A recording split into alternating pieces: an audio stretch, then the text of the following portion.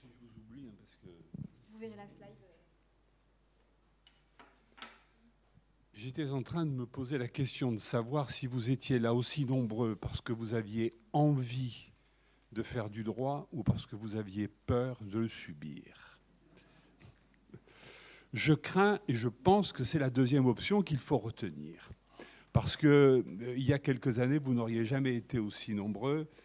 Et c'est vrai, et le juriste qui vous parle le vit lui-même au quotidien, que les contrats, en général, comme tout ce qui touche au droit dans notre société aujourd'hui, devient toujours plus compliqué et nous amène à devoir éviter des pièges en permanence.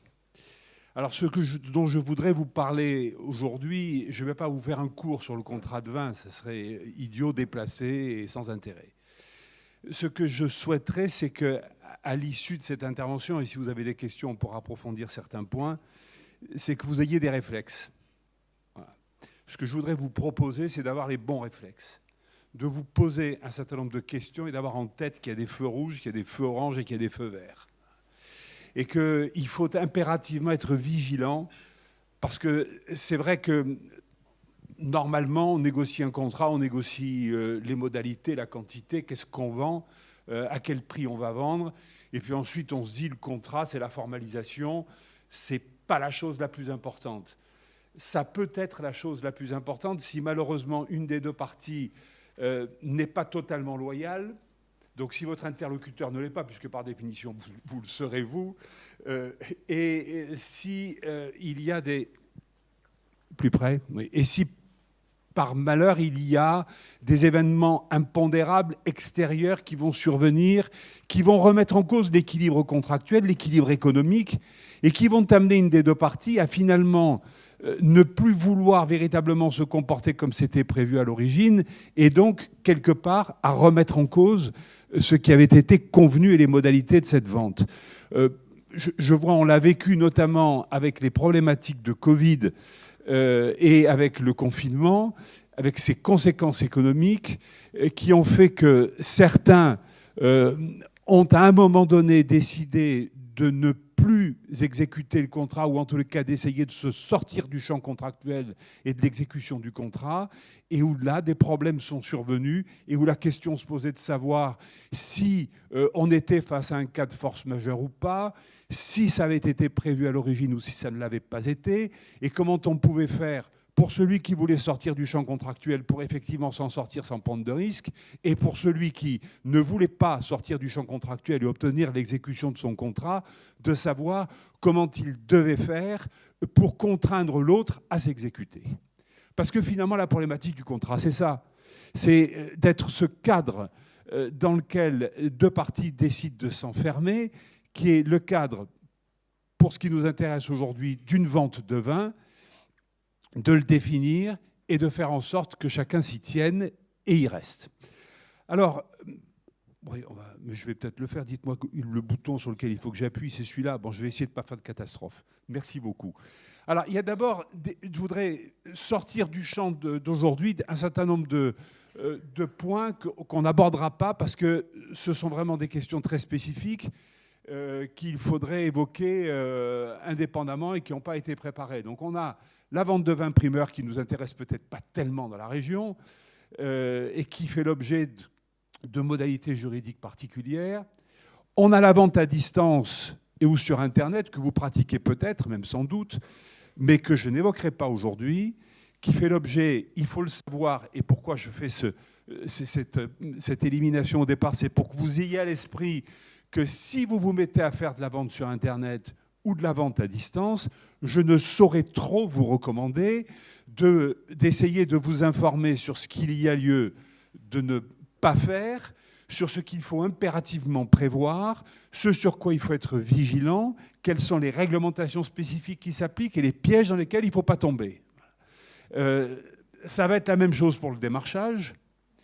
Ça va être également pareil dans des hypothèses de vente de vin aux enchères ou de vente de vin à l'international. Tout ça, on va le laisser de côté, si vous le voulez bien, pour s'en tenir au cœur de ce qui est vraiment la base de vos contrats de vente qui sont les ventes de vin autres que celles-ci, c'est-à-dire les ventes de vin traditionnelles auxquelles, je pense, vous êtes confrontés la plupart du temps. Alors, il y a un mot qu'on utilise beaucoup aujourd'hui, que vous allez entendre fréquemment avant de voir ça, c'est celui, je voudrais vous parler du consensualisme. Alors, on en parle beaucoup. Qu'est-ce que c'est? Qu'est-ce que c'est que le consensualisme?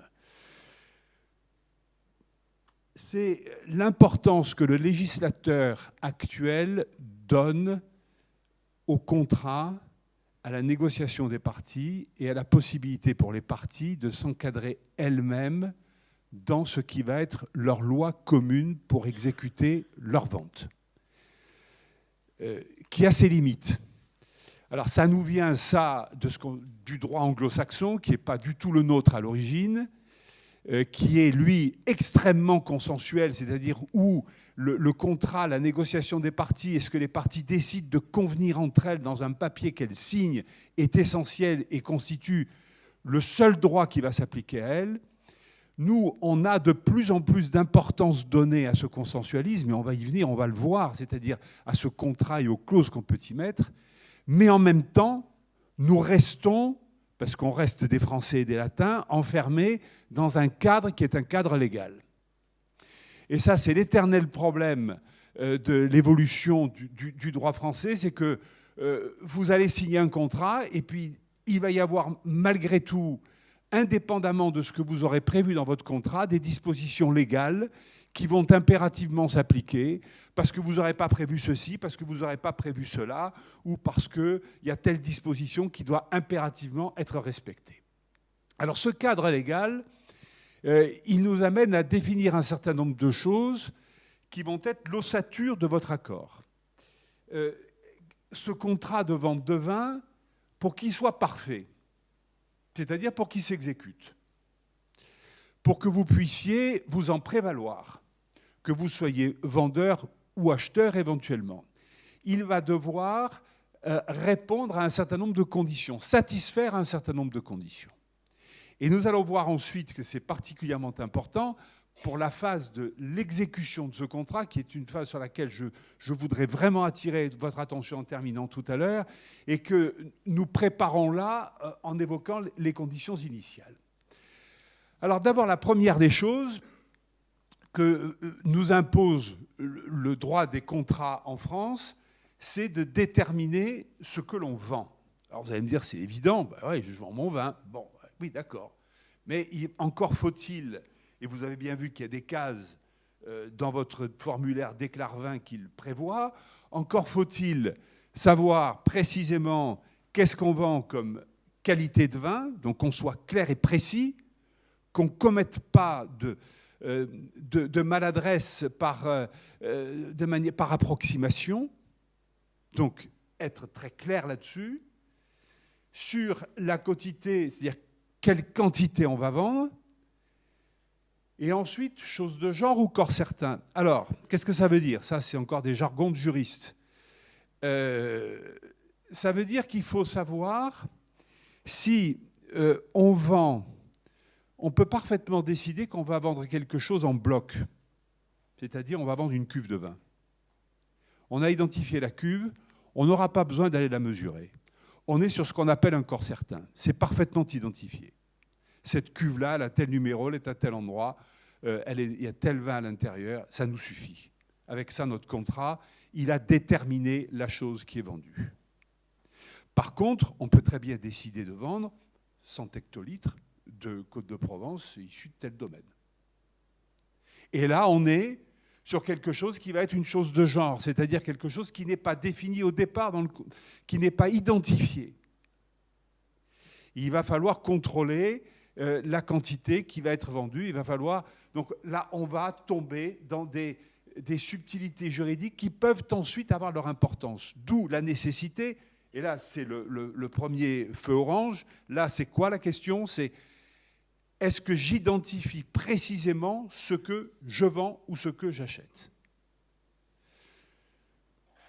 Alors, parlons de la vente en bloc. Donc, on est je le disais à l'instant, on n'est pas au poids, on n'est pas au compte, on n'est pas à la mesure. On vend un lot de vin en vrac, un fût. On peut vendre aussi une récolte sur pied. Sans doute certains parmi vous le pratiquez. C'est parfaitement possible et c'est parfaitement identifié. Et ça nous suffit à nous juristes après derrière, à la condition que cela ait été précisément identifié, défini, qu'on ait suffisamment dit ce que l'on vendait comme récolte sur pied, c'est-à-dire qu'on ait identifié la parcelle d'où ça va venir, et de telle sorte qu'ensuite il ne puisse plus y avoir de contestation là-dessus. Donc, là encore, en bloc, on peut vendre un nombre défini de bouteilles. Notre objet sera parfaitement identifié. Si l'on bascule sur la vente au poids et à la mesure, on va tomber dans des problématiques de mesurage et de contrôle. Il va falloir, et vous le voyez, vous le comprenez tout de suite, il va y avoir, au moment de la retiraison ou de la livraison, il va y avoir la nécessité d'effectuer un contrôle effectif de ce que la quantité qui a été vendue, dont il a été convenu qu'elle était l'objet du contrat de vente, que cette quantité-là soit bien celle qui est mise à disposition ou celle qui est livrée, avec par voie de conséquence un processus dans l'exécution du contrat qui va imposer ce contrôle. Donc là encore, être vigilant et précis sur cette identification. La notion de l'existence de la chose vendue à la date de la vente, ça peut paraître là encore évident. Ben oui, il faut que mon vin existe pour que je puisse le vendre. Oui, certes, mais on peut vendre un vin futur. C'est le problème des récoltes sur souche, justement. On peut vendre à l'avance un vin qui n'existe pas encore. On peut vendre à l'avance des raisins qui sont pas encore mûrs. Donc, ça veut dire qu'il faut, je le disais tout à l'heure, être suffisamment précis à cet égard, mais ça va avoir des conséquences sur la notion qui est au milieu. Elle n'a peut-être pas été mise au bon endroit de ma part, c'est l'importance du transfert des risques. Parce que lorsque vous allez vendre quelque chose qui n'existe pas encore, qui n'est pas encore identifié, ça veut dire que le transfert de propriété ne va pas pouvoir se faire tout de suite. Ça veut dire que, par voie de conséquence, on ne va pas nécessairement être dans l'hypothèse d'une vente d'une cuve de vin bien identifiée, qui, dès qu'elle est signée, va emporter le transfert de propriété, alors que si vous avez quelque chose qui est un vin futur, ou quelque chose qui n'a pas encore été complètement identifié, ou quelque chose qui est soumis à un aléa ou à une condition quelle qu'elle soit, à ce moment-là, le transfert de propriété ne peut pas se faire tout de suite et le transfert des risques ne se fait pas tout de suite. Alors, vous voyez toutes ces distinctions. On va venir après à l'agréage et à la retiraison. Toutes ces distinctions, elles font que vous aurez nécessairement des points sur lesquels vous allez devoir être vigilant lorsque vous allez cocher les cases de votre formulaire déclare-vin ou lorsque vous allez convenir de votre vente. Et je pense en particulier à la question que j'évoquais à l'instant du transfert des risques. C'est l'hypothèse dans laquelle il va y avoir un pépin sur le vin qui était l'objet de la vente, qui va subir un aléa quel qu'il soit. Si le transfert de propriété a été convenu dans certaines conditions de manière définitive, irrévocable tout de suite, le transfert des risques, il est intervenu au profit de l'acheteur et le vendeur qui est encore en possession du vin ne subira pas les conséquences de l'aléa. Ce sera celui qui a acheté, même si le vin n'est pas encore en sa possession. Et là, vous voyez que le droit commence à pouvoir nous jouer des tours, à vous jouer des tours, parce que si vous n'avez pas prévu que le transfert des risques, ou s'il a été prévu par votre acheteur que le transfert des risques, effectivement, était reporté en attendant la retiraison ou la livraison, vous allez vous retrouver responsable de ce vin dont vous n'étiez pourtant plus le propriétaire, puisque vous pensiez avoir signé une vente qui était parfaite. Et que vous pouviez penser qu'ayant vendu votre vin, même s'il n'avait pas encore été retiré ou si vous ne l'aviez pas encore livré, ce vin n'étant plus votre propriété, ce n'était plus votre problème s'il y avait un souci dessus. Ben, si la clause a été intégrée dans le contrat selon laquelle le transfert des risques sur la chose vendue a été transféré à une autre date, et par exemple à la retiraison, eh bien à ce moment-là, vous serez responsable des aléas et des conséquences des aléas susceptibles de toucher le vin qui a été vendu. Alors la notion de l'agréage est également importante, parce que là aussi, il ne faut pas faire de confusion entre l'agréage et l'agréation du vin. Alors, je vois des sourcils qui se froncent. L'agréage, c'est ce qui traditionnellement, dans la vente de vin, a toujours été considéré comme étant un élément capital de la conclusion de l'accord sur la chose et sur le prix. L'acheteur doit agréer le vin. C'est le particulier qui goûte son vin dans son restaurant et qui peut très bien dire « ce vin ne me plaît pas et j'en veux un autre ». Entre professionnels, on considère que l'agréage ne peut pas être discrétionnaire, c'est-à-dire que l'acheteur qui va devoir agréer le vin qu'on propose de lui vendre ne peut pas dire, si on n'a pas encore agréé le vin au moment où on signe le contrat, ne peut pas dire « moi ce vin ne me plaît pas, je ne le prends pas ». Non, le vin, il doit être loyal et marchand selon la formule que vous connaissez tous. Bon. Mais il y a cette nécessité d'un agréage. Et il faut savoir que nos juges considèrent qu'on ne peut pas se dispenser de l'agréage, sauf à le prévoir de manière formelle, explicite dans le contrat. On a encore des arrêts récents qui sont intervenus dans le domaine du Bordelais il n'y a pas très longtemps, où la Cour de cassation a encore rappelé qu'il fallait que la clause de renonciation à l'agréage soit explicite. Elle ne pouvait pas être implicite. C'est-à-dire que le silence des parties, dans certaines circonstances, ne pouvait pas... Non, je voulais démontrer qu'en fait, il n'était pas prévu qu'il agrée le vin. Non, vous ne pouvez pas. Il faut que ce soit écrit, prévu formellement, de manière claire et explicite. Bien. Par contre, je vous disais, il ne faut pas confondre avec l'agréation. L'agréation, c'est le contrôle du vin vendu au moment de la retiraison, au moment de la livraison. J'ai vendu ce vin, on est d'accord sur ce vin, je l'ai agréé, pas de problème. Quand je vais le retirer, si c'est plusieurs mois plus tard, il faut qu'on contrôle qu'il est toujours loyal et marchand. J'ai un cas de figure auquel je pense et qui a concerné un adhérent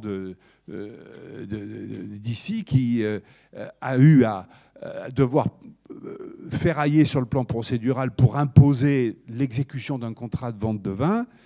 Et au moment où finalement la retiraison a eu lieu, qui était pratiquement 1 an et demi plus tard, un peu peur quand même, hein, on ne sait jamais. Bon. Et là, l'acheteur a essayé de se défaire à nouveau de son lien contractuel en disant « Oh, attendez, votre vin, moi je veux le faire contrôler. Hein ». Et on a simplement fait un contrôle au moment de la retiraison, comme quoi le vin était bien loyal et marchand, point barre, et rien de plus. Voilà. Donc, cette agréation, elle est extrêmement importante parce que c'est le contrôle sur la qualité, la conformité du vin livré avec le vin vendu. Et dernier point qui est lié avec le précédent, et toujours dans ce que le législateur nous demande de prévoir et de stipuler, auquel il faut que les parties sachent se tenir, c'est celui de la date de la livraison ou de la retiraison.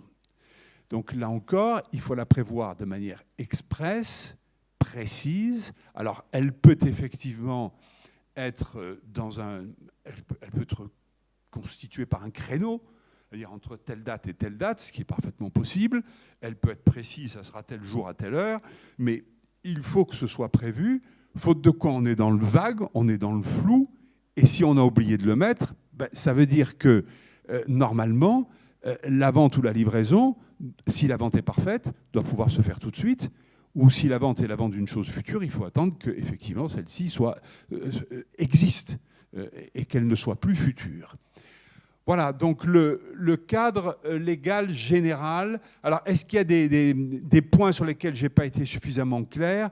Moi, je pense qu'éventuellement, on peut quand même s'accorder 5 minutes pour quelques questions, si vous le souhaitez, sur toutes ces notions qu'on va retrouver ensuite, mais qui sont des notions de base qu'il faut que vous ayez impérativement présentes à l'esprit lorsque vous avez à signer ou à conclure un contrat de vente de vin. Est-ce qu'il y a des questions? Voilà, où j'ai été clair, où je vous ai assommé complètement. Ouais. Bon. Alors, on va continuer. Alors, on vient à notre fameux consensualisme. Il faut savoir que, il y en a parmi vous qui le savent certainement pour l'avoir vécu, qu'il y a quelques années encore, le bordereau du courtier suffisait pour que la vente soit parfaite. Hein. Ouais. Il n'était même pas nécessaire que les deux parties le signent. Bon. Vous voyez un peu où on en est aujourd'hui par rapport à cette situation qui correspondait à la vieille habitude qui consistait à conclure un contrat en se signant la main, en se serrant la main. Hein. Voilà. Bon. Donc, le formalisme aujourd'hui est obligatoire. Il est obligatoire et vous devez impérativement signer un contrat et en plus, un contrat qui soit celui du modèle interprofessionnel s'agissant des Côtes-de-Provence en ce qui vous concerne, puisque nous avons un contrat interprofessionnel qui contient un modèle de contrat que vous devez impérativement utiliser, dont vous devez respecter les conditions, qui s'impose à vous à partir du moment où il a été étendu. Et il a été étendu. Donc, s'agissant de vos contrats ponctuels de vente de vin, je parle bien des contrats ponctuels, on parlera tout à l'heure des contrats pluriannuels qui commencent à voir le jour. Pour ce qui est des contrats ponctuels, vous devez impérativement vous soumettre au formalisme de la signature d'un contrat écrit qui soit le contrat de l'Interpro tel qu'il a été signé et étendu. Pour cela, vous avez des clarvins. On vient de le voir. Sauf que, moi j'ai une remarque à faire et je pense qu'il faudrait travailler là-dessus. Je le dis, j'ai cherché à avoir des personnes juridiquement qui soient en mesure de nous aider, mais je pense qu'il y a des améliorations à apporter, il y a des points à développer. Notamment, on va reparler du prix tout à l'heure, mais on a eu un échange avec Mme Margaria parce que j'ai vu sur le formulaire des clarvins la notion de prix d'acompte. Je lui ai dit, attendez, moi je ne sais pas ce que c'est qu'un prix d'acompte. Correspondant à un prix variable. Non. Un prix d'acompte, ça n'existe pas sur le plan juridique. Donc, on a encore des approximations dans ce formulaire des clarvins et il y a surtout la possibilité dans ce formulaire, d'une part, de cocher les bonnes cases et de penser à les cocher, et il y a aussi la possibilité d'intégrer des éléments complémentaires et notamment vos conditions générales de vente. Hein, on est bien d'accord là-dessus. Et ça me semble extrêmement important. Donc, il faut avoir le réflexe de se dire, c'est pas parce que j'utilise un formulaire que pour autant je suis prisonnier du formulaire. Alors vous allez me dire, on le vit tous, ça, hein, c'est l'informatique, c'est le drame de l'informatique. C'est-à-dire que je commence à rentrer dans l'utilisation d'un logiciel qui est mis à ma disposition, j'ai l'impression que je n'ai aucune marge de manœuvre, que je ne peux rien faire de moi-même, que je ne peux rien y apporter, que je ne peux rien en modifier. Ce n'est pas complètement vrai, et il est de votre intérêt, notamment, d'être vigilant sur la question des conditions générales de vente. Alors, il y a dans le contrat type qui a été adopté par l'accord interprofessionnel, il y a des conditions générales de vente. Selon moi, elles sont quand même encore trop générales. Il y a moyen d'être plus précis sur certains points. Je pense par exemple au cas de force majeure, qui est stipulé, qui est envisagé, mais qui nécessite, notamment quand on voit ce que l'on a vécu avec la crise sanitaire, sur les questions de cas de force majeure, il est indispensable d'être plus précis. Donc, vous avez la possibilité d'adopter vos propres conditions générales de vente en les rédigeant ou en les faisant rédiger par un juriste, de telle sorte qu'elles ne soient pas contradictoires avec celles du contrat modèle de l'Interpro, parce que ça, c'est indispensable, vous devez le respecter. mais qu'elles lui soient complémentaires et qu'elles y apportent des éléments en plus qui vont vous protéger. Donc là, il y a un travail qui échappe à vos compétences, à moins que vous ne soyez vous-même des juristes. Mais à ce moment-là, je pense que tout ce que je vous dis, vous le savez déjà et vous n'avez pas besoin que je vous le dise. Mais il me semble extrêmement important que vous essayiez à terme de vous dire pourquoi n'aurais-je pas mes propres conditions générales de vente et pourquoi est-ce que je ne prendrais pas l'habitude de les intégrer dans les formulaires. Je crois que déjà, en utilisant ces modèles de différents types de conditions générales de vente, vous pouvez vous outiller de manière plus pertinente et plus efficace. Et puis, vous pouvez encore même, comme je vous disais à l'instant, faire du cousu humain et puis faire les vôtres. Hein, c'est pas exclu ni impossible. Alors, il faut donc aussi, on le disait, cocher les bonnes cases, puisqu'aujourd'hui, signer un contrat, c'est cocher les cases. Voilà. Bon. Ce qui n'est pas toujours très satisfaisant pour les juristes que nous sommes, il faut bien qu'on fasse avec, mais qui pour vous est la réalité de la signature de ce contrat. Vous allez aller sur votre formulaire Déclarvin et vous allez cocher les cases. Alors la date de la vente, il faut la prévoir. Elle est importante parce que, vous avez vu tout à l'heure, je vous ai dit, il y a la question du transfert des risques. Donc si on prévoit que la date de la vente n'est pas celle à laquelle on signe, il faut l'écrire. Voilà. Si on ne l'écrit pas, c'est la date à laquelle on a signé. Et si on a prévu un prix déterminé, qu'on a prévu une identification du vin suffisamment déterminée et que tous les autres éléments essentiels du contrat de vente existent dans ce qui a été signé, notre vente est parfaite. Elle est parfaite à la date à laquelle elle a été signée et pas à une autre date, avec le transfert des risques. Et si on n'a pas de clause de transfert des risques, ça veut dire que c'est l'acheteur qui devient effectivement responsable de ce qui peut arriver au vin en attente de la retiraison ou de la livraison, à moins bien sûr que le vendeur qu'il a toujours dans son chai ou dans son domaine ne commette un acte précis qui a pour conséquence de détruire le vin ou de le détériorer, ce qui est une autre paire de manches et un autre problème. Bon, donc la date de retiraison, on l'a vu, il faut impérativement la stipuler et la prévoir. Avec en tête que derrière, il faudra exiger qu'elle soit respectée, mais ça, on y viendra tout à l'heure. On a la possibilité de prévoir des clauses de réserve de propriété. Pourquoi une clause de réserve de propriété? Qu'est-ce que ça veut dire et à quoi ça sert? C'est simplement si vous prévoyez une retiraison avec un prix qui n'est pas payable intégralement tout de suite, que vous avez accordé des délais, vous avez peut-être intérêt à prévoir que vous restez propriétaire de votre vin tant qu'il n'est pas payé. Et je vais vous dire pourquoi. Si vous avez affaire à quelqu'un qui, malheureusement, fait de mauvaises affaires et se trouve soumis à une procédure de redressement judiciaire, voire de liquidation dans le pire des cas, si vous avez une clause de réserve de propriété, vous pourrez récupérer votre vin. Si vous n'avez pas de clause de réserve de propriété, vous n'avez plus qu'à pleurer. Et à attendre d'être payé comme tous les autres créanciers selon les échéances du plan. Donc la clause de réserve de propriété, si vous consentez des délais de paiement, elle est absolument essentielle. Bon.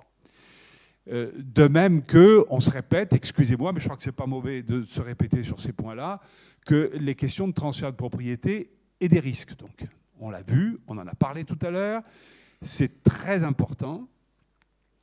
Et je pense que là aussi, il faut vraiment se dire, ça, je dois y penser. Ça fait partie des feux clignotants orange ou rouge. Il est indispensable d'être vigilant là-dessus. De même que les modalités de paiement, on vient de l'évoquer avec la clause de réserve de propriété, donc il faut être précis sur les modalités de paiement. Si le prix n'est pas payé immédiatement ou n'est pas payé à la retiraison ou à la livraison, il faut que l'échéancier qui est convenu soit suffisamment précis pour qu'on puisse ensuite en exiger le respect. Parce que tout ça, à quoi ça sert finalement? Pourquoi est-ce qu'on s'embête à se poser tout un tas de questions sur un contrat? Mais c'est par rapport au cas de figure dans lequel, je vous le disais en commençant tout à l'heure, il y en a un des deux qui n'est pas loyal, ou il va y avoir des circonstances extérieures des circonstances économiques, on voit que le monde est de plus en plus instable aujourd'hui, qui vont faire qu'elles vont amener une des deux parties à ne plus vouloir exécuter le contrat tel qu'il avait été prévu au départ. Ben, si on a des marges d'incertitude, et là il peut y en avoir une, ben, on est ensuite face à un problème au niveau de l'exécution du contrat.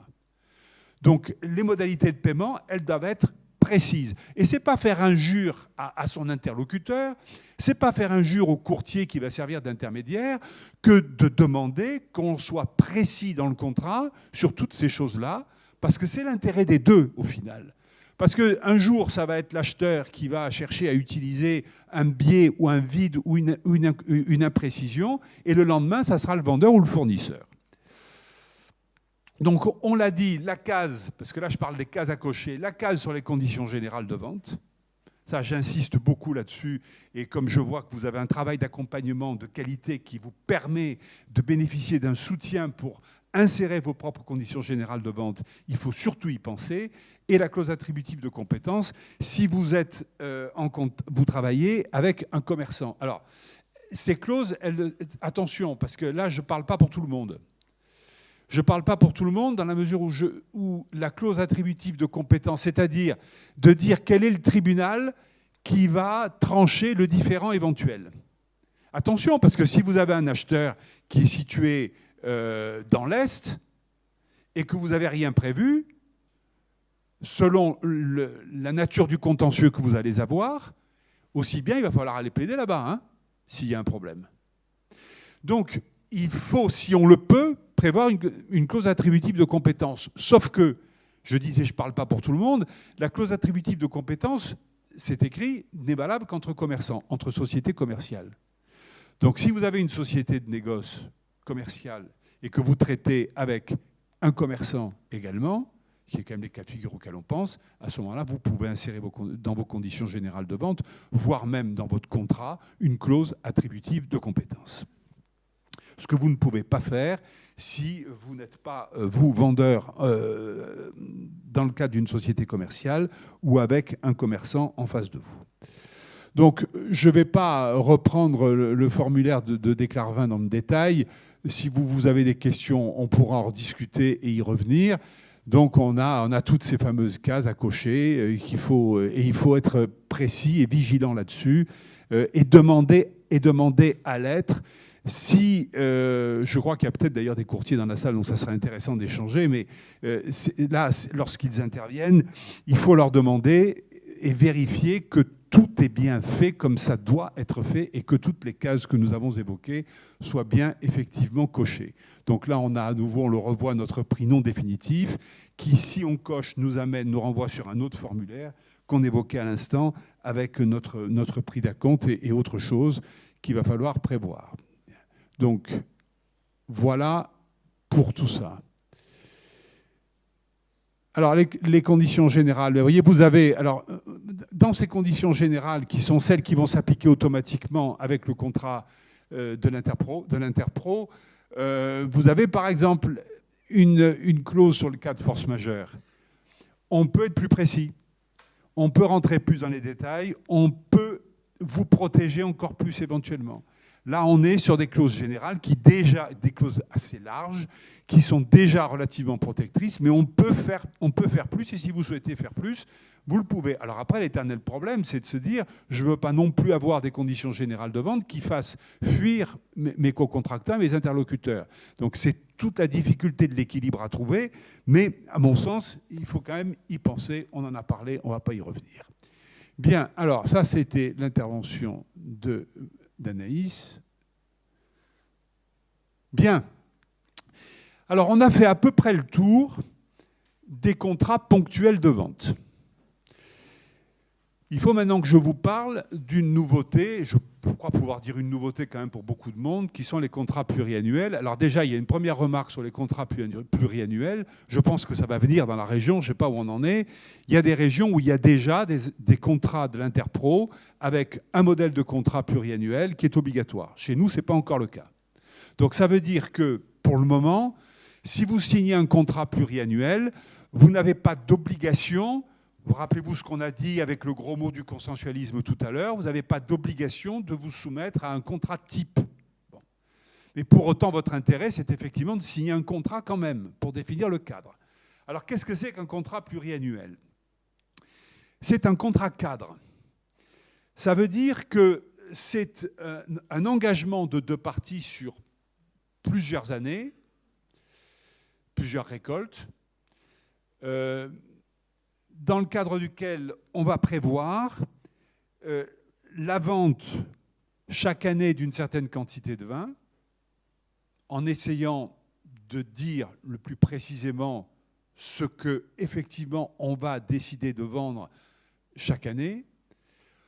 On va donc dire de quel vin il s'agit, d'où il vient, quand on est producteur et qu'on a plusieurs types de parcelles, etc. Donc il faut être suffisamment clair à ce sujet-là, parce qu'on est sur un contrat, donc sur un contrat qui débouche sur des ventes et qui, même si c'est un contrat cadre, n'en doit pas moins contenir suffisamment de précision pour pouvoir ensuite être contraignant.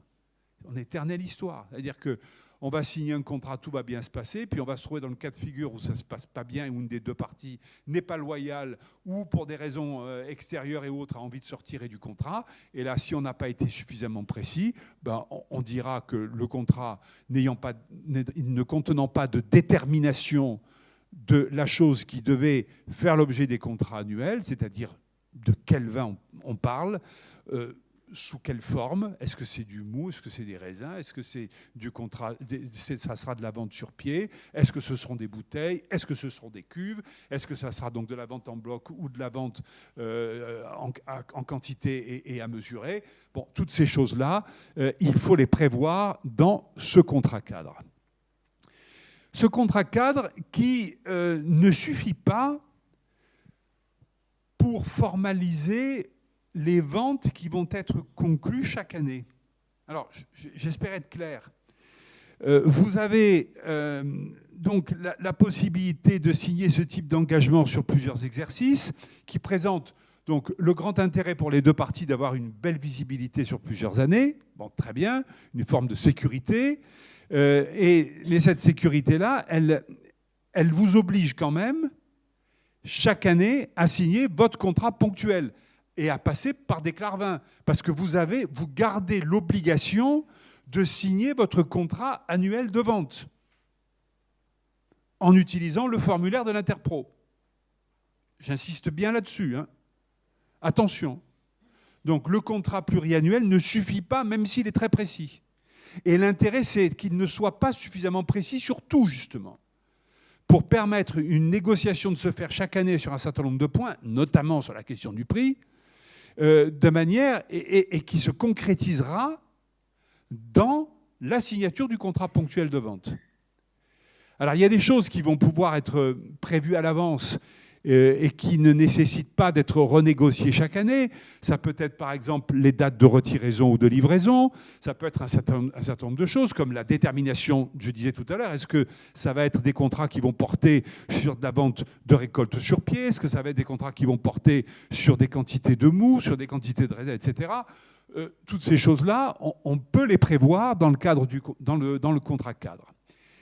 Vient le point, l'un de ceux qui nécessite le plus la négociation, qui est la clause de révision, la clause de détermination du prix. Alors, ce prix, il est, je vous l'ai dit tout à l'heure, hein, la question de la détermination du prix, le prix déterminé, le prix déterminable, là, on va devoir dire dans ce contrat cadre que le prix sera fixé soit par rapport à un cours bien identifié, et on retombe sur la discussion de tout à l'heure.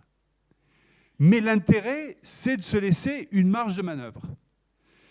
Ou de dire que le prix sera carrément renégocié chaque année, ce qui est parfaitement possible, ou de dire que le prix sera révisé chaque année en fonction de la variation de tel indice, ou qui sera déterminé par rapport au cours du vin tel qu'il a été fixé, ou qu'il aura été fixé par tel organisme interprofessionnel. Donc on a des quantités de possibilités, mais ce qu'il faut bien avoir à l'esprit, c'est de se dire qu'est-ce que je veux me réserver comme capacité de négociation sur cette question du prix.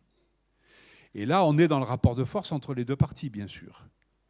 Je crois savoir que ces contrats pluriannuels sont en général proposés par des grosses structures à des moins grosses structures, et que donc il y a peut-être un rapport de force qui existe sur le plan économique, ce qui fait que la capacité de discussion du petit par rapport au gros est plus complexe et plus délicate, mais c'est à ce moment-là qu'il faut arriver quand même à faire valoir son point de vue, à se défendre et à essayer d'obtenir que la clause de détermination du prix permette effectivement cette souplesse du contrat qui est celle du contrat cadre. Donc de la même manière ensuite, on a des conditions générales de vente qui peuvent être parfaitement intégrées, sauf que si on parle de gros, vous pouvez avoir aussi quelqu'un qui va vous imposer des conditions générales d'achat. Oui. Voilà. Et vous pouvez vous retrouver avec un interlocuteur qui aura eu, lui, le réflexe de faire des conditions générales, qui sont ces conditions générales d'achat, qui va essayer de vous imposer, et sur lesquelles il faut être vigilant, qu'il faut lire, qu'il faut regarder, parce qu'elles vont s'appliquer après derrière. Et elles vont s'appliquer au contrat annuel de vente. Donc, il faut avoir conscience de ça également. Et je crois ne pas tomber dans le piège dans lequel on tombe tous aujourd'hui, qui est celui de l'adhésion aveugle à des conditions générales quand on nous les propose. C'est l'éternelle histoire du « j'ai lu, je coche quand je suis sur Internet et que j'accepte 15 pages de conditions générales de vente ». Hein. Ouais, c'est le même problème. Hein. Donc là, je pense qu'il faut que vous soyez tous conscients de ce que, dans ce type de contrat, j'aurais dû le mettre d'ailleurs là, j'ai parlé de conditions générales de vente, on a la problématique des conditions générales d'achat. Alors, si vous souhaitez, éventuellement, là, je peux vous proposer de me poser des questions, s'il y en a qui vous viennent à l'esprit par rapport à cette problématique. Oui. Vous dites que dans les contrats, il faut cocher les cases, notamment celle du prix. Oui. C'est une obligation. Et en introduction, Mme Bargarian nous a dit qu'on pouvait faire des contrats sans prix. Non. Vous avez dit qu'on pouvait signer des contrats sans mettre de prix. Ah non, ça, c'est pas possible, parce que... Non. Ouais. Voilà, prix définitif ou non définitif. Alors, non. Alors, attendez. Alors, soyons précis là-dessus. Je vois que là, c'est vraiment... Non, mais c'est un point capital, ça. C'est un point absolument capital. Axiome numéro 1, pour qu'une vente soit parfaite, c'est-à-dire pour que le contrat s'applique, il faut un prix. Bon. Deuxièmement, le prix doit être déterminé ou déterminable. Je l'ai expliqué tout à l'heure, il faut absolument, si le prix n'est pas déterminé de manière précise, c'est-à-dire si on n'a pas un chiffre ou un chiffre à l'hecto, ou si on est sur une vente à la quantité, par exemple, si on n'a pas un prix précis, qu'on est sur un prix, donc la case, elle est marquée, c'est prix non définitif, pour bien reprendre le terme. Alors là, on met une clause de détermination du prix. Voilà. C'est-à-dire comment notre prix qui n'est pas définitif, mais qui doit être déterminable, comment va-t-on le déterminer? C'est-à-dire, par exemple, ça va être un prix par référence au cours du vin rosé Côte de Provence déterminé par tel organisme professionnel. Là, il est déterminé, parce qu'il est déterminable par référence à un indice. Je vais dire que mon prix sera même pire déterminé par tel expert ou tel tiers. On va demander à un tiers de définir notre prix par rapport au jeu de 3 indices ou par rapport à... Voilà. On peut tout imaginer, mais il faut écrire quelque chose. Si on n'a rien, si on a simplement coché la case prix non définitif et qu'on n'a rien mis pour poursuivre votre question, on a un prix qui n'est pas déterminé, qui n'est pas plus déterminable et qui, par voie de conséquence, n'existe pas sur le plan juridique. Donc, on a un contrat de vente qui est 0. Voilà. Donc, il faut le déterminer. Alors, on n'a pas la copie d'écran. Ça serait peut-être bien qu'on essaie de voir si on ne pourrait pas proposer la copie de l'écran d'après sur votre formulaire quand on coche prix non définitif. Est-ce que c'est faisable, ça? Ça serait bien, hein? On pourra le faire tout à l'heure à ce moment-là. Vous le préparez, on a le temps. Hein? Ah oui, c'est essentiel. Hein? Voilà. Exactement. Et oui.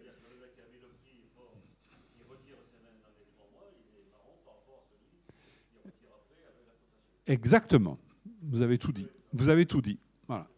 Et là, c'est là qu'on voit qu'il y a effectivement la nécessité d'être fin négociateur sur le plan économique comme l'est M. Bréban. Et...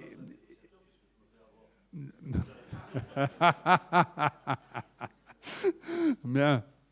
Un homme averti en vaut deux. Et ensuite, juridiquement, d'écrire ce qu'il faut. Voilà. Ou de faire attention à ce qu'on vous propose d'écrire. Parce que c'est ça aussi. C'est comme le contrat, le consensualisme et le contrat se signent à deux, sont deux parties qui échangent avec l'intervention d'un tiers éventuellement au milieu qui est le courtier, ben, il faut se dire, attention, j'ai un prix qui est marqué non définitif, qu'est-ce qu'on a écrit derrière? Je me rappelle de M. Bréban qui a posé la question. Voilà. Et j'oublie pas. J'oublie pas parce que c'est capital. Puisque pour vous, c'est le plus important. Hein. Je crois que l'élément le plus important de votre contrat de vente, c'est quand même le prix. Voilà. Donc, d'autres questions? Oui. Oui.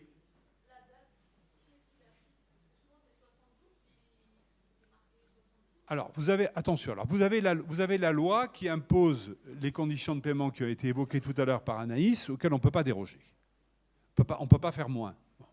Mais par contre, vous pouvez accorder des délais de paiement. À ce moment-là, ce que je disais tout à l'heure, il faut les prévoir de manière précise pour que, après, derrière, si l'échéancier n'est pas respecté, vous ayez immédiatement un moyen d'action pour demander à ce qu'on vous paye ce qu'on vous doit selon l'échéancier qui a été prévu. Si l'échéancier est imprécis, ça va ouvrir des champs d'échappatoire possibles à votre interlocuteur et des phases d'incertitude dans l'exécution du contrat et dans votre processus de réclamation du solde de votre prix que vous aviez accepté de vous faire payer selon un échéancier. 60 jours minimum. Ah oui. Ah, on ne peut pas y déroger. C'est impératif. D'autres questions? N'hésitez pas. Hein. J'ai encore un peu de temps. J'ai encore un crédit de une demi-heure. Pas beau, ça? Alors, oui, allez-y. Au niveau des paiements des acomptes, on pouvait payer aussi par acompte. On pouvait payer par acompte à condition de suivre les retiraisons, etc. et autres. Je préviens que l'échéancier, aujourd'hui, ce n'est pas toléré par la répression des fraudes. Parce qu'ils estiment à un moment donné que vous retirez plus que les acomptes que vous avez donnés. Donc il y a un décalage de la TVA, etc. Et l'année dernière, certains d'entre nous, et notamment de négociants, sont fait un peu rattraper là-dessus. Donc aujourd'hui, il faut retirer, payer à 45 ou 60 jours. Non, 60 jours, 60 jours, mais le problème des acomptes, je mets en garde ici les gens, parce que je sais que un de mes confrères s'est fait toper, et ça a fait quand même très mal, hein, et on n'a pas pu discuter. Excellente question. Pourquoi? Quel est le problème? C'est que vous avez deux échéanciers qui vont se croiser. L'échéancier de la retiraison, éventuellement, et l'échéancier des paiements. Si vous avez un échéancier des paiements qui va plus vite que l'échéancier de la retiraison, vous vous trouvez en infraction. Est-ce que j'ai été clair? Si par contre votre échéancier est plus lent que celui de la retiraison, vous êtes bon. C'est dans le cas de figure où vous vous faites payer d'avance que ça ne va pas. Donc ce qu'il faut effectivement, c'est vérifier la corrélation entre votre échéancier de retiraison et votre échéancier de paiement pour ne pas commettre d'infraction, parce que là, c'est sûr que vous tombez sous le coup de la répression des fraudes. Hein. Ça, c'est très clair, absolument. C'est un point que je n'avais pas envisagé d'évoquer, et vous avez complètement raison, c'est très important. D'autres questions? Oui. Attendez, j'entends pas, excusez-moi. Du moment où il y a un paiement, il y a une génération de factures d'acompte, donc il y a de la TVA dessus. Il y a pas de... Je vois pas en quoi est-ce que ça peut être répréhensible. Non, mais c'est-à-dire que ce qui est interdit, c'est de se faire payer plus vite, plus rapidement que le délai qui est prévu par la loi. Ah, c'est pas une histoire de TVA. Non. C'est juste le fait d'être Non. payé. Absolument. Bon. Oui. Bonjour. Je voulais revenir sur la réserve de propriété. Que se passe-t-il juridiquement si le client n'a pas fini de payer ce qu'il a enlevé, mais que lui a vendu la marchandise? Voilà. Il faut que votre clause de réserve de propriété soit, pour reprendre nos termes de juriste, opposable au tiers. Ça veut dire qu'il faut... Là, on rentre dans des subtilités. Hein. Mais vous avez raison, il y a un vrai souci. C'est-à-dire que si vous avez prévu cette clause de réserve et puis que votre vin est parti ailleurs, c'est foutu, sauf à ce que ce soit, par exemple, du vin qui soit en cuve, bien identifié, qui soit marqué dessus, que vous avez une clause de réserve de propriété. La clause de réserve de propriété, elle ne vous sauvegarde, elle ne vous sauve, elle ne vous protège que si, par le biais d'une publicité ou d'une mention, elle devient opposable au tiers, c'est-à-dire à celui qui va racheter. Donc, je prends l'exemple d'un lot, je reprends l'exemple de ma cuve. Si elle est identifiée comme étant affectée d'une clause de réserve de propriété, avec un procédé qui ne soit pas violable, à ce moment-là, celui qui va l'acheter, lui, il ne peut pas prétendre l'avoir ignoré. Si par contre, ça n'apparaît pas, vous êtes perdant, malheureusement, et votre clause, elle servira absolument à rien.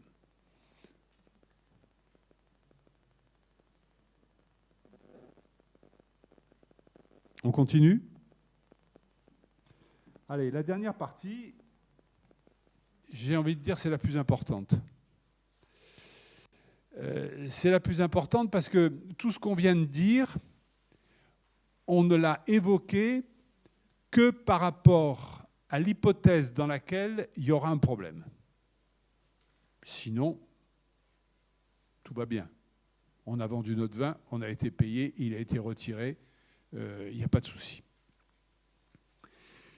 Si par contre on doit avoir une difficulté, c'est là que toutes ces précautions qu'on a prises présentent une utilité, à la condition qu'on soit vigilant derrière. Alors, à la condition qu'on soit vigilant, qu'est-ce que ça veut dire? Ça veut dire que le contrat, ce n'est pas qu'un bout de papier qu'on met dans un tiroir. Le contrat, c'est, je vous l'ai dit, renforcé par cette notion du consensualisme, c'est vraiment la loi des parties. Donc les parties ont décidé d'un certain nombre de choses qu'elles s'engagent à respecter l'une vis-à-vis de l'autre.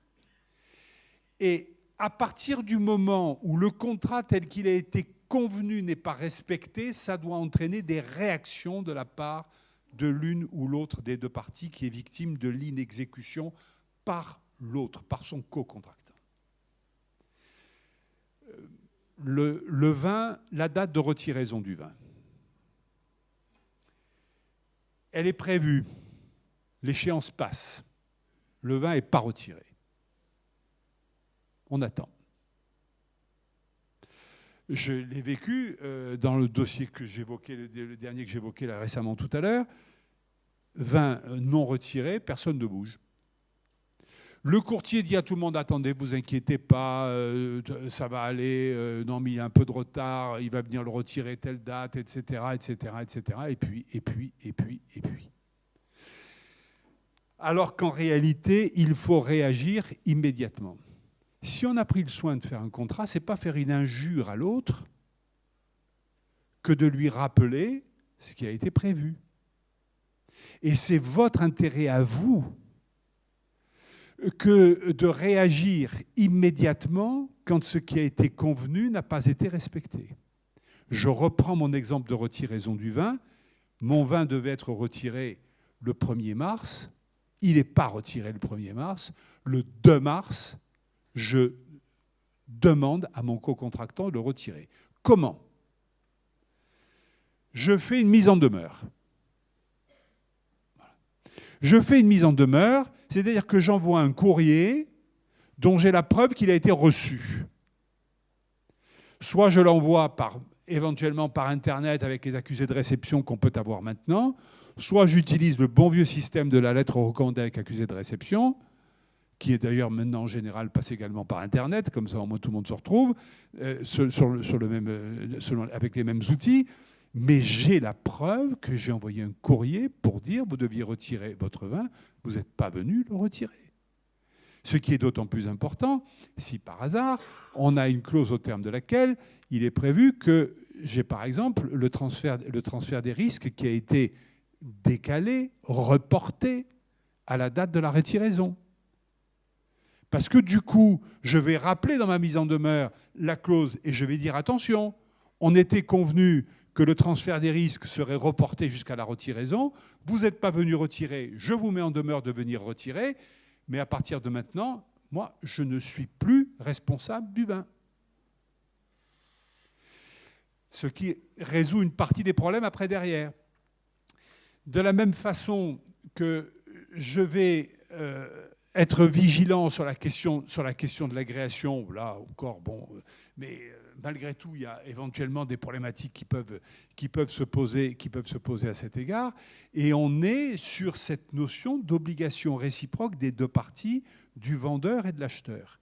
Les deux ont des obligations.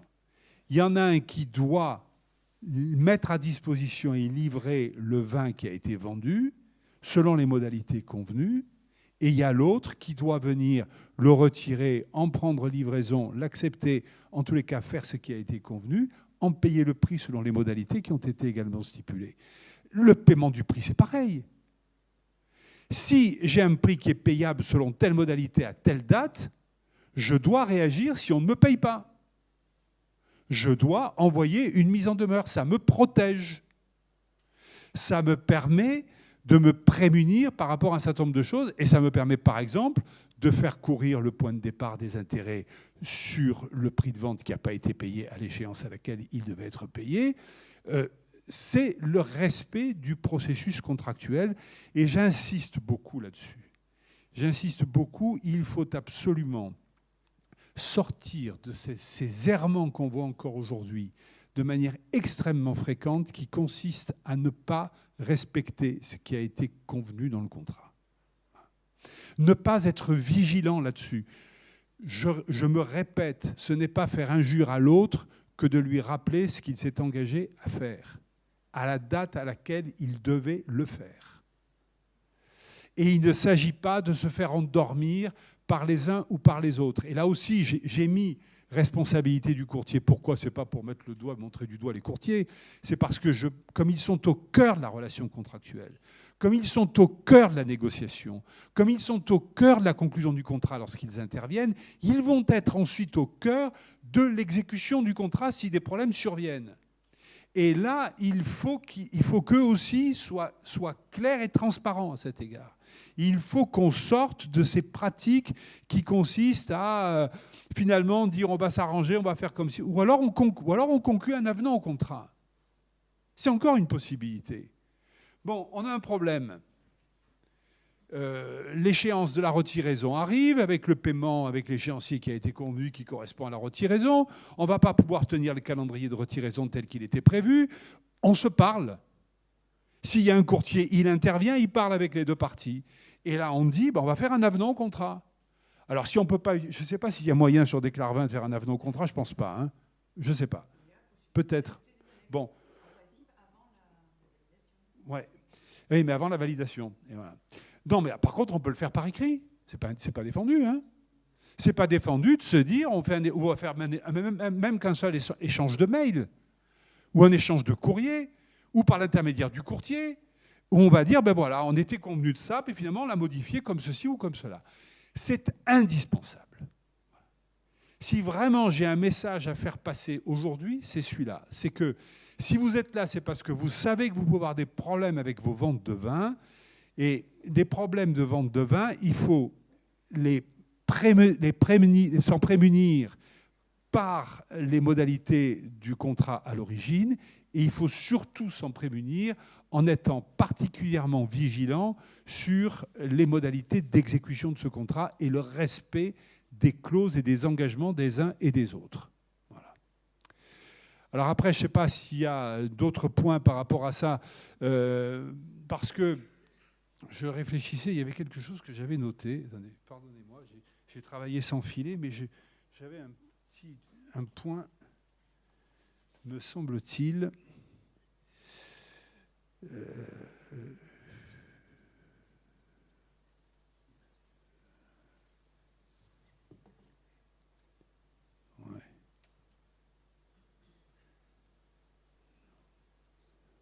Non, c'est ça.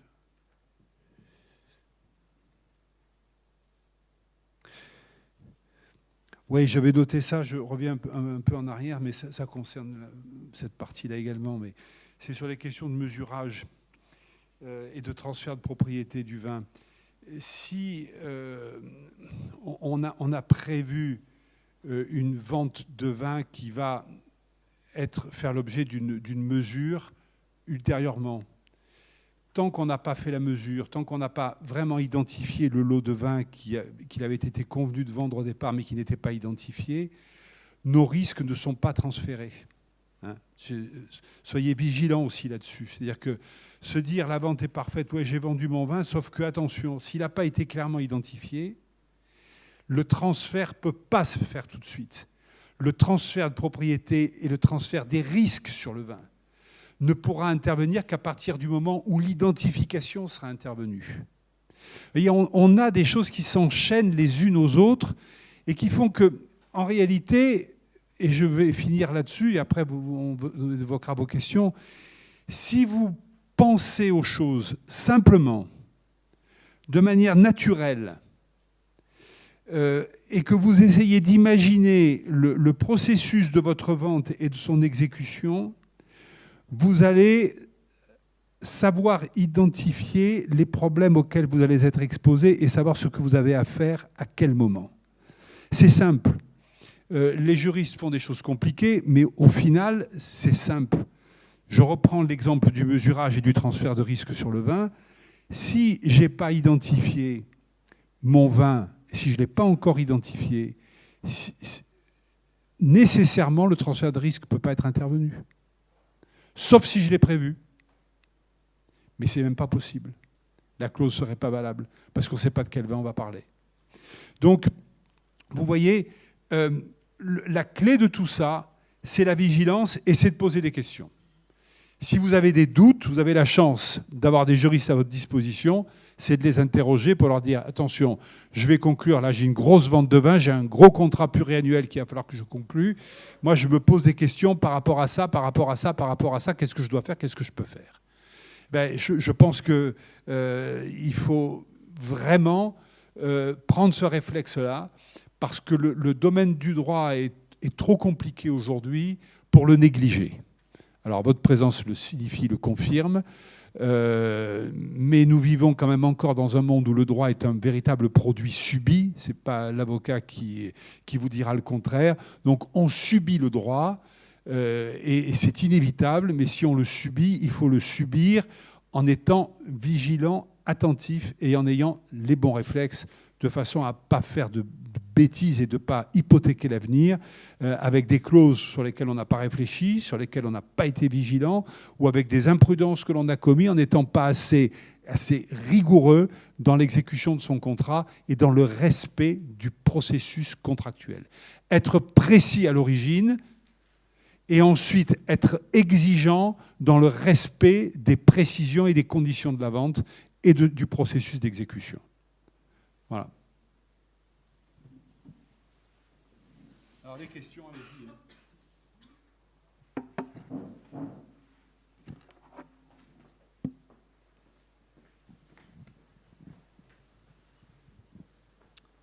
Oui, bonjour, moi j'ai une question.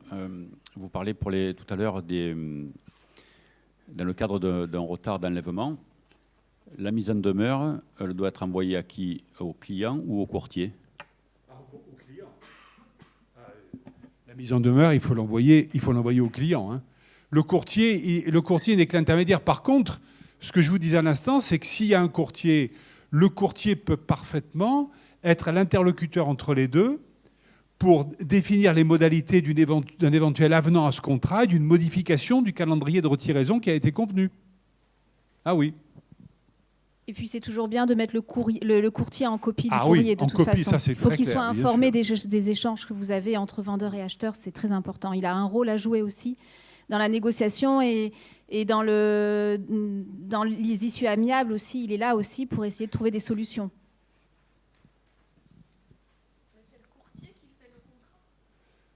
Alors, le courtier, si vous avez un courtier, c'est lui en général qui remplit des clarvins, d'après ce que j'ai compris, hein, sur le plan pratique. Bon. Donc du coup, de la même manière qu'autrefois, c'était lui qui faisait le bordereau, que j'évoquais tout à l'heure. Hein. Donc c'est quand même lui qui est la cheville ouvrière du contrat, de votre accord. C'est lui qui va, dans certains cas, poser des questions sur un certain nombre de clauses importantes. C'est pour ça que je pense que ça intéresse aussi les courtiers, tout ce qui a été évoqué aujourd'hui, et qui donc va les amener les deux parties à se mettre d'accord sur tous les points névralgiques du contrat. Hein. Et éventuellement, ceux de l'avenant éventuel, s'il y a modification à apporter sur un des points de l'exécution.